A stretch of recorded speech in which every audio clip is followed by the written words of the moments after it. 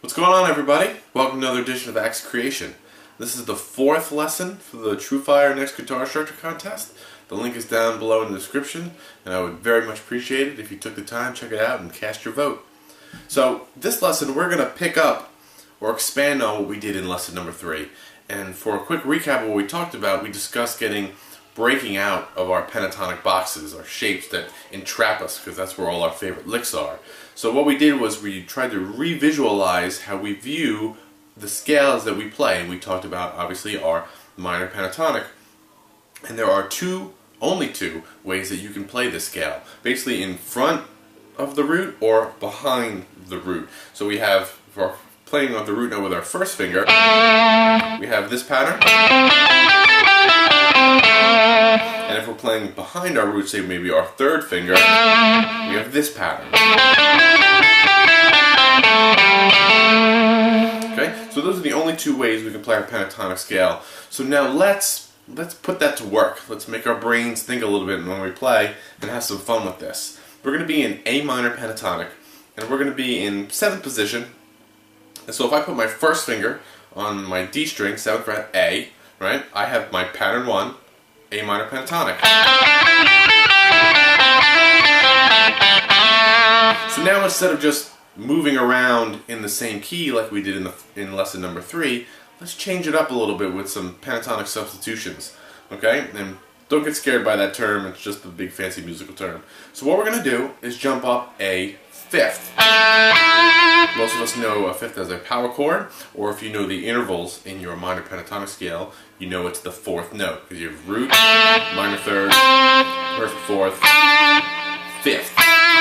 So I'm on my ring finger on 5, this note is E, so now I'm going to play E minor pentatonic.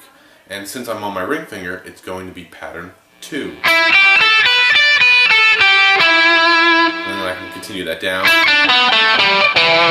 in the pattern 1.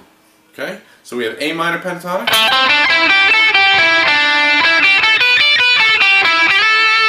Then we switch to E minor pentatonic right there.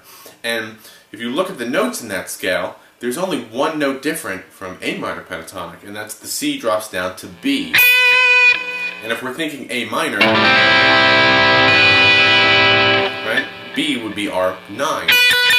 Real popular A minor 9 chord. So when you're playing in A minor and you switch over to E minor pentatonic, or a 5th above whatever root you're playing in, you begin to accent the 9th. And you add a very sweet, smooth sound to the minor you're playing with. So let's do one more, right? Now that we're kind of seeing these patterns and putting what we talked about to use. We're in A minor. We play a whole step above A, which would be B. Again, I'm on my ring finger, so it's going to be pattern number 2, but now it's B minor pentatonic.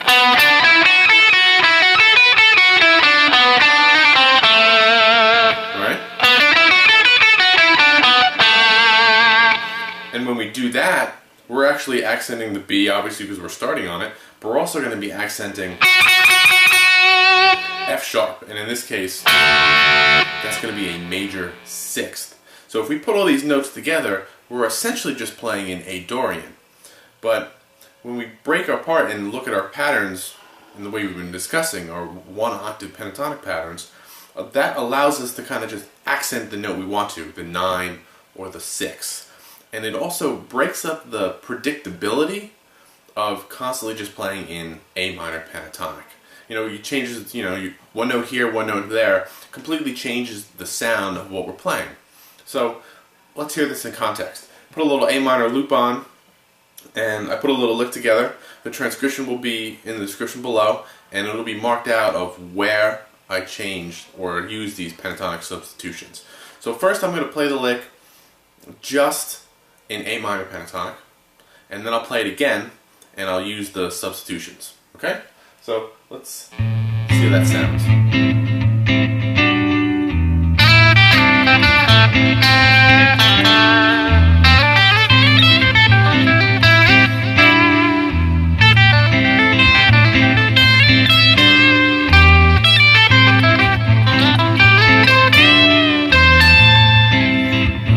Substitutions.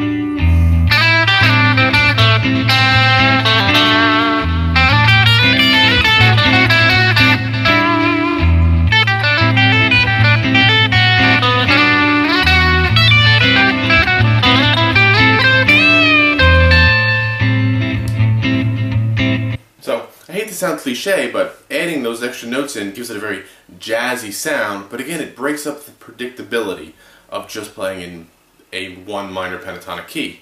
So again, I don't want this to be the focus on the superimposition of these minor E minor triads and B minor triads over A minor, because that's going to give us a cool sound, but really I want you to really focus on just changing the patterns you're playing on the fly, and this is a really simple way of applying that concept. Right? So again, we have A minor pentatonic, so if here's our roots, we have E minor, and we have B minor. So just that alone, you can take some time and noodle around. A minor, B minor,